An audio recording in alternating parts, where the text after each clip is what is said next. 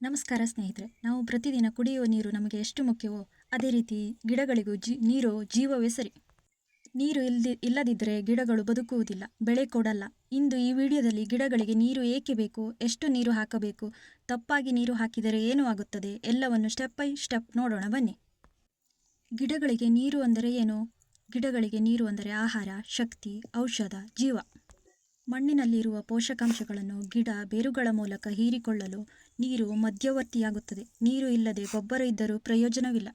ನೀರು ಗಿಡದ ಒಳಗೆ ಏನು ಮಾಡುತ್ತದೆ ಅಂದರೆ ಬೇರುಗಳಿಂದ ಕಾಂಡಕ್ಕೆ ಹೋಗುತ್ತದೆ, ಕಾಂಡದಿಂದ ಎಲೆಗಳಿಗೆ ಹೋಗುತ್ತದೆ, ಎಲೆಗಳಲ್ಲಿ ಆಹಾರ ತಯಾರಿಯಾಗುತ್ತದೆ. ಈ ಪ್ರಕ್ರಿಯೆಗೆ ನೀರು ಇಲ್ಲದೇ ಇದ್ದರೆ ಎಲೆ ಒಣಗುತ್ತದೆ, ಹೂವು ಉದುರುತ್ತದೆ, ಕಾಯಿಯೂ ಬರುವುದಿಲ್ಲ. ಕೆಲವೊಮ್ಮೆ ಗಿಡ ಬಾಡಿದಂತೆ ಕಂಡರೂ ಮೂಲ ಕಾರಣ ನೀರಿನ ಕೊರತೆಯೇ ಆಗಿರುತ್ತದೆ. ಗಿಡಗಳಿಗೆ ಅಗತ್ಯಕ್ಕಿಂತ ಹೆಚ್ಚು ನೀರು ಹಾಕಿದರೆ ಬೇರು ಕೊಳೆಯುತ್ತದೆ, ಗಿಡ ಹಳದಿ ಬಣ್ಣವಾಗುತ್ತದೆ, ಫಂಗಸ್ ರೋಗ ಬರುತ್ತದೆ, ಗಿಡ ಸಾಯುವ ಸಾಧ್ಯತೆ ಇರುತ್ತದೆ.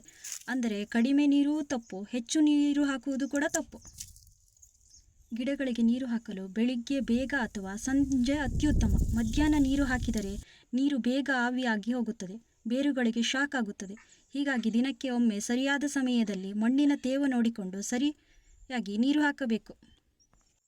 ಯಾವ ಗಿಡಕ್ಕೆ ಎಷ್ಟು ನೀರು ಹಾಕಬೇಕು? ಸಣ್ಣ ಗಿಡಗಳಿಗೆ ಕಡಿಮೆ ನೀರು, ಹೂ ಬಿಡುವ ಗಿಡಗಳಿಗೆ ಮಿತ ನೀರು, ತರಕಾರಿ ಗಿಡಗಳಿಗೆ ನಿಯಮಿತ ನೀರು, ಮರಗಳಿಗೆ ಆಳವಾಗಿ ನೀರು ಹಾಕಬೇಕು. ಮಣ್ಣು ಒಣಗಿದೆಯಾ ಎಂದು ಬೆರಳಿನಿಂದ ತಟ್ಟಿ ನೋಡಿಕೊಂಡು ಅವಶ್ಯಕತೆ ಇದ್ದರೆ ಮಾತ್ರ ನೀರು ಹಾಕಬೇಕು. ಕೊನೆಯದಾಗಿ ಹೇಳುವುದೇನೆಂದರೆ, ನೀರು ಗಿಡಕ್ಕೆ ಜೀವ. ನೀರು ಸರಿಯಾಗಿ ಕೊಟ್ಟರೆ ಗಿಡ ಆರೋಗ್ಯವಾಗುತ್ತದೆ, ಹೂವು ಚೆನ್ನಾಗಿ ಬರುತ್ತದೆ, ಕಾಯಿ ಉತ್ತಮವಾಗಿ ಬೆಳೆಯುತ್ತದೆ. ಗಿಡ ಮಾತನಾಡುವುದಿಲ್ಲ, ಆದರೆ ಅದರ ಎಲೆಗಳು ನಮಗೆ ಎಲ್ಲವನ್ನೂ ಹೇಳುತ್ತವೆ.